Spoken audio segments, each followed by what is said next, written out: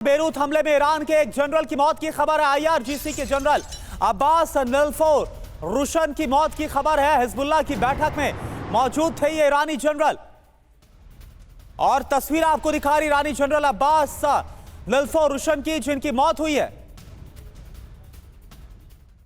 और एक और बड़ी खबर, मिडिल ईस्ट में हाई अलर्ट पर है अमेरिकी फोर्स। मिडिल ईस्ट में अमेरिका बढ़ा सकता है सैनिकों की तैनात। मिडिल ईस्ट में अमेरिकी बेस की सुरक्षा बढ़ाने का निर्देश दिया गया है। और वहीं लेबनान में ग्राउंड ऑपरेशन की तैयारी में इजराइल। आईडीएफ का ग्राउंड ऑपरेशन की पूरी तैयारियां अमेरिकी अधिकारी ने दावा किया है और कहा जा रहा है कि 24 घंटे के अंदर आईडीएफ का यह ग्राउंड ऑपरेशन हिजबुल्लाह के खिलाफ शुरू हो सकता है, जो कि दक्षिणी लेबनान से शुरू होगा। और एक और बड़ी खबर, नसरल्लाह की मौत से मिडिल ईस्ट में तनाव काफी ज्यादा बढ़ गया है। यूएस ने अपने नागरिकों को लेबनान तुरंत छोड़ने का आदेश दे दिया है। तो मिडिल ईस्ट में तनाव है। अमेरिका क्यों परेशान है, यह आपको बताते हैं। 29 सितंबर व्हाइट हाउस में हाई लेवल बैठक। बाइडेन ने कमला हैरिस से कॉन्फ्रेंस कॉल की। अमेरिकी सैनिकों की तैनाती पर आकलन किया गया। मिडिल ईस्ट में तनाव कम करने पर चर्चा की गई है। 28 सितंबर हमले के बाद इंटेलिजेंस एजेंसी की बैठक हुई। अमेरिकी रक्षा मंत्री ने योव गैलेंट, जो कि इजराइल के रक्षा मंत्री, उनसे बात की है। जो बाइडेन को हमले की पूरी जानकारी इस दौरान दी गई। 29 सितंबर और 28 सितंबर को क्या हुआ, यह हमने आपको बताया। एक और बड़ी खबर आपको बताएं, इजराइल के हिजबुल्लाह के समर्थकों को बड़ी धमकी।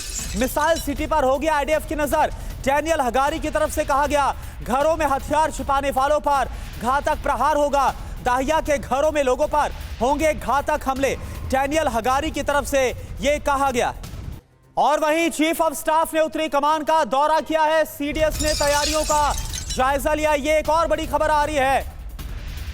ये देखिए, ये तस्वीर आपको हम दिखा रहे हैं। चीफ ऑफ स्टाफ ने उत्तरी कमान का दौरा किया। जो हालात इस वक्त बनते हुए नजर आ रहे हैं मिडिल ईस्ट में, इजराइल वर्सेस लेबनान, इसको देखते हुए चीफ ऑफ स्टाफ की तरफ से उत्तरी कमान का दौरा किया गया। सीडीएस ने खुद तैयारियों का जायजा लिया। हूती की इजराइल को बड़ी धमकी। नसरल्लाह की मौत का बदला लेगा हूती। इजराइल को गंभीर परिणाम भुगतने होंगे। यमन के विद्रोही गुट हूती की तरफ से धमकाया गया है इजराइल को कि उसकी तरफ से हमले और तेज होंगे लाल सागर से। और वही हिजबुल्लाह के नए चीफ से जुड़ी बड़ी खबर है। हाशिम सैफुद्दीन हो सकता है नया चीफ। यह खबर आ रही, नसरल्लाह का भाई है हाशिम सैफुद्दीन। हालांकि जो हमला हुआ था उसमें पहले नसरल्लाह के साथ साथ हाशिम के मारे जाने का दावा था, लेकिन अब यह कहा जा रहा है कि नसरल्लाह का भाई हाशिम अब अगला चीफ हो सकता है।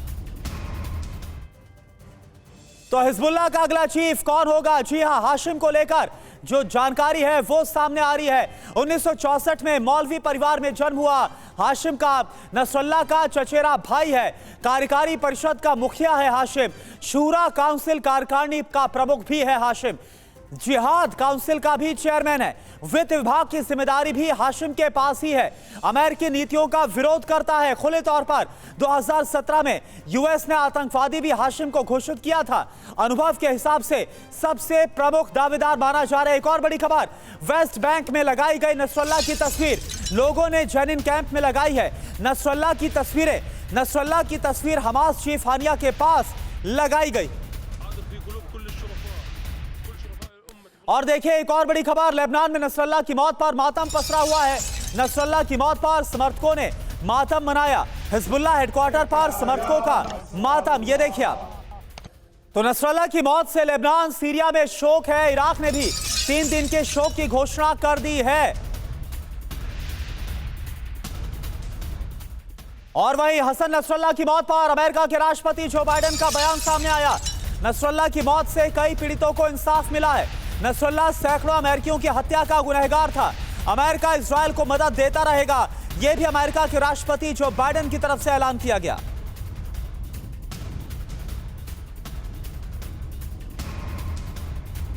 तो आप देखें, जो बाइडेन अमेरिका के राष्ट्रपति की तरफ से बयान कि कई अमेरिकियों की हत्या का गुनहगार था हसन नसरल्लाह और आखिरकार कई अमेरिकियों को इससे इंसाफ मिला है।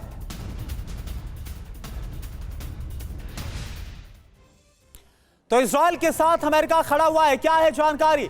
ईरान को सख्त संदेश दिया गया। जो बाइडेन का बयान, सैकड़ों अमेरिकियों की हत्या का जिम्मेदार था नसरल्ला की मौत से पीड़ितों को इंसाफ मिला है, न्याय मिला है। पूरी घटना की शुरुआत पिछले साल 7 अक्टूबर से हुई।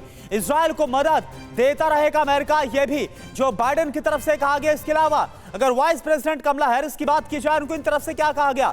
नसरल्ला खूंखार आतंकवादी था, उसने सैकड़ों अमेरिकियों की हत्या की थी। लेबनान, इजराइल, सीरिया में निर्दोषों की हत्या का जिम्मेदार था वो। इजराइल की रक्षा के लिए अमेरिका प्रतिबद्ध है। अब मायने क्या है, यह आप समझ लीजिए। अमेरिका ने इजराइल के कदम को सही माना है। इजराइल का समर्थन करके ईरान को साफ संदेश दिया गया। एक और बड़ी खबर इजराइल के पीएम बेंजामिन नेतन्याहू की ईरान को बड़ी वार्निंग। जो इजराइल को निशाना बनाएगा उसे परिणाम भुगतना होगा। मिडिल ईस्ट में इजराइल की पहुंच से कुछ भी दूर नहीं है।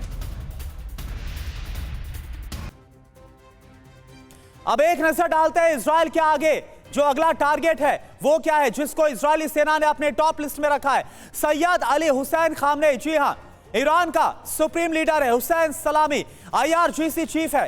इस्माइल कानी जो कि खुद्स फोर्स का चीफ है। याहिया सिनवार जो कि अब इस्माइल हानिया के बाद हमास का चीफ है। अब्दुल मलिक जो कि अल हूती का चीफ है। अहमद अल जो कि हमीदावी कतायब हिजबुल्लाह का प्रमुख है। हादी अल अमीरी बद्र जो कि ऑर्गेनाइजेशन का चीफ है। और इस बीच एक और बड़ी खबर, इजराइल लेबनान जंग पर उड़ानों पर असर पड़ा। ईरान ने बेरूत के लिए उड़ानों को रद्द कर दिया है, कैंसिल कर दिया गया है।